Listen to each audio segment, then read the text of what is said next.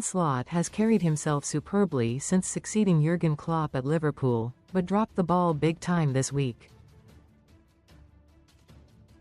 The Reds' boss has claimed that playing the best football in the land is worth more than silverware. Not at Liverpool. Sign up for the Arsenal newsletter. Thank you. Liverpool boss Arne Slot claimed that playing the best football in the land is worth more than silverwareCredit, EPA.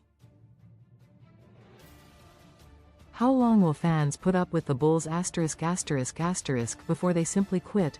Credit, Ryan Browne, Shutterstock. Troy Deeney disagrees with Liverpool boss Slot's claimCredit. Gareth Cattermole, Getty Images. Nor at Manchester City, Arsenal or any other club with ambitions of being serial winners. Arsenal are on course to end a 22-year wait to win the Premier League this season but are being branded basic and boring. Will they care? Of course not. Tottenham have spent more than a decade flapping over the style they play, and look where that has got them. Slot has navigated an awful lot in fine fashion during his time at Anfield.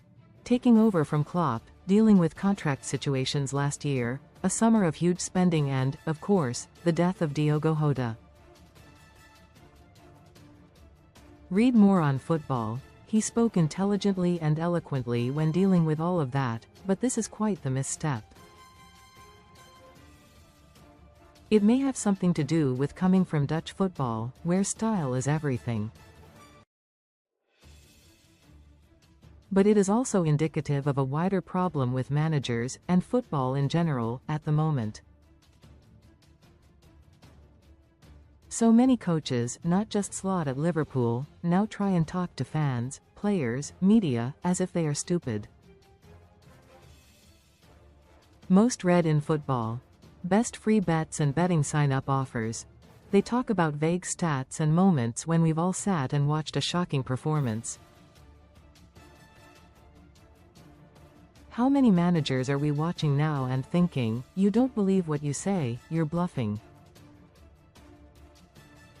Whether that be players or managers, they're all trying to basically lie to you and say, no, what you're seeing isn't what's really happening. They sell a dream that isn't there, as if we've never watched the game or played the game or been involved.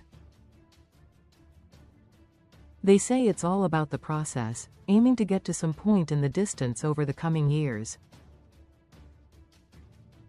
I understand what Slot is talking about, but it's tone deaf. You can't talk about processes when last year you won the title by 10 points, and now you are 14 behind Arsenal.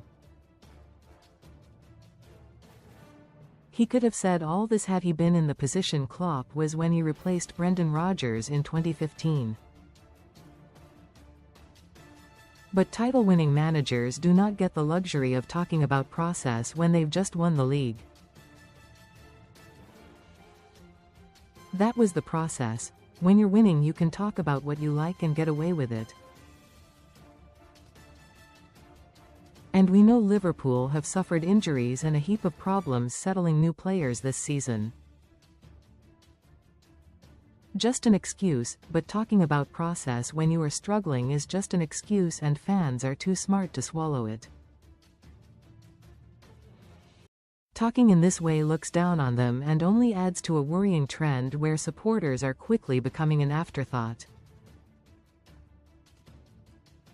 I've not got much interest in staying involved in football if it continues down this path.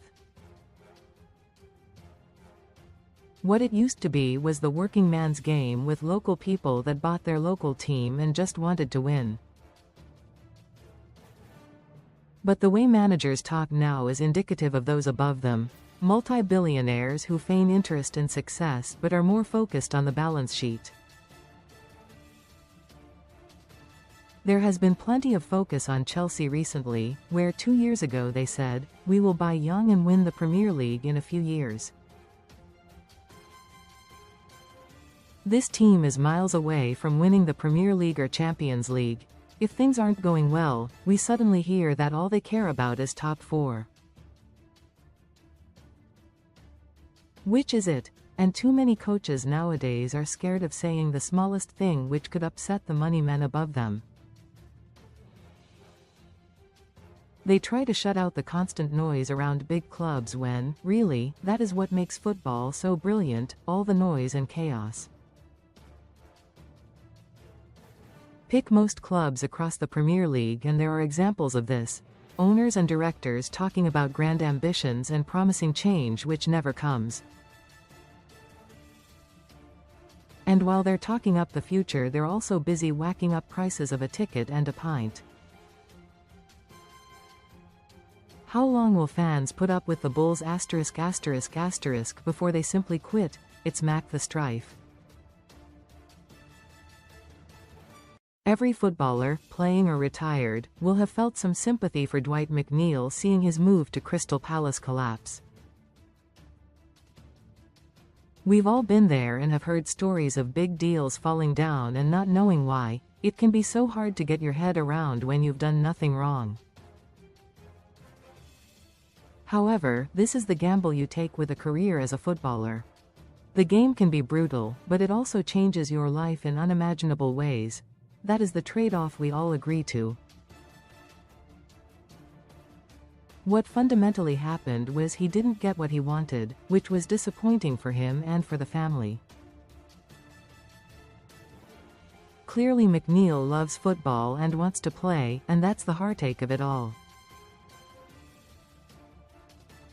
He wanted to be there and wanted to get his career back on track, however, nothing has changed for him personally. He hasn't missed a payday or anything like that and now has to go back to Everton and make sure this move can still happen in the summer. Recommended stories. 2 things can be true. Football can be too cruel at times and this could have had a huge impact on McNeil. But deals collapse in football every day and part of the brutality of sport is that your average fan sitting at home is never going to feel sorry for you. Comments.